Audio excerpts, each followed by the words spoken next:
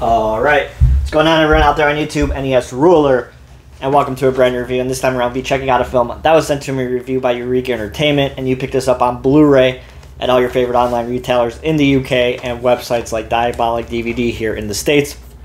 It is a film from the year 1989 from Hong Kong, titled Lady Reporter, aka The Blonde Fury. So this stars Cynthia Roderick in her first leading performance, and the only time that a Western actress has led in a film in Hong Kong.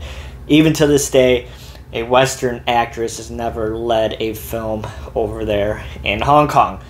So this is a really monumental film in that sense, that it kind of paved the way for actresses in Hong Kong to show that they could be leads in films, especially martial arts films. Now, is this movie good? Not that much, in my opinion. I feel like the story is kind of all over the place.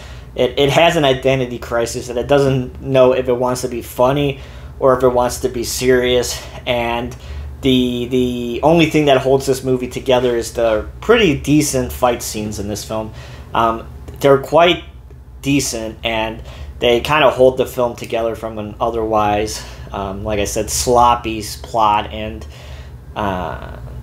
not that interesting of a narrative. So basically we follow Cynthia Roderick's character. She is a undercover FBI agent who goes to Hong Kong to investigate a counterfeiting ring, and along the way she stays with her friend, whose father ultimately gets kidnapped by this counterfeiting ring. So basically Cynthia Roderick, going undercover to try to infiltrate this counterfeit ring and bring the guy who's running it to justice. And along the way, of course, she comes along this newspaper reporter who is the reporter at this local newspaper, who is, kind of does things in a dirty way to try to get money and try to get eyes on their newspaper. So he's kind of a bit of a scumbag newspaper, but she befriends him. And basically it's just Cynthia Roderick trying to rescue her friend's father along the way of trying to infiltrate this counterfeiting ring. And along the way, there is fight sequences, and that's basically about it. But this movie has a lot of humor in it, and that's why I feel like it has an identity crisis. I mean, it's really a goofy movie. Super, super goofy.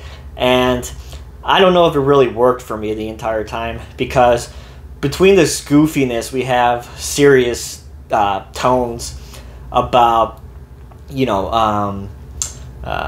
mental health and things like that relating to Cynthia Roderick's friend's father. It's really a film that is trying to be one thing, but it ultimately becomes this other thing, and it didn't really work for me.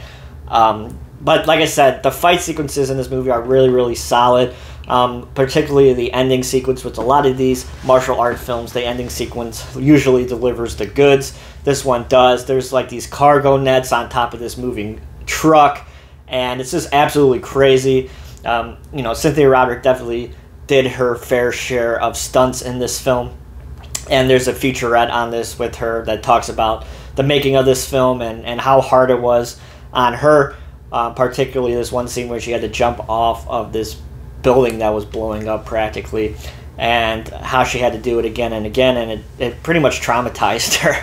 But there's some really good stunts in this film, and some really interesting martial arts things that I haven't seen before, so I do give the film credit in that sense. But ultimately I feel like the narrative just isn't really that good at all.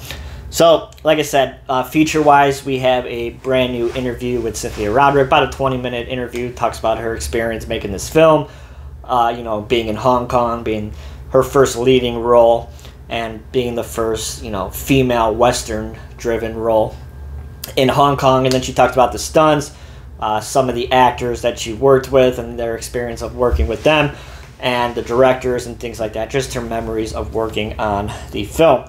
And then also we have another featurette on here from the director as well, who talks about the making of this film and how it came to be and what he wanted to accomplish with making this film with the tone that it did.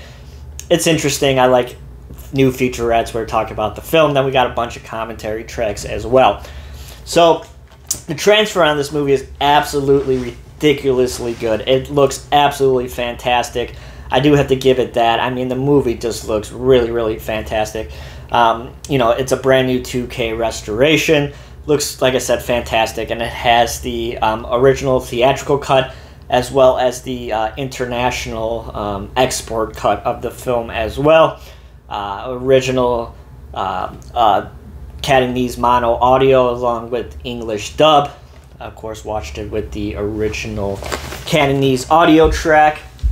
And then package-wise, we have this really nice slip cover here with some new artwork, really nice.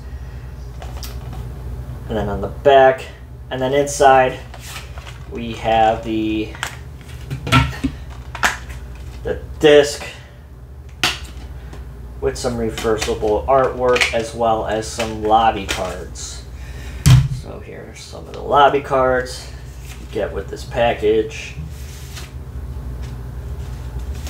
as well as a book that talks about the film and all that kind of stuff. So another just nice package here from Eureka. They usually always do really nice packages with their releases. So ultimately just another really nice release here from Eureka on a film that I feel like has good martial arts, but the story isn't all that good.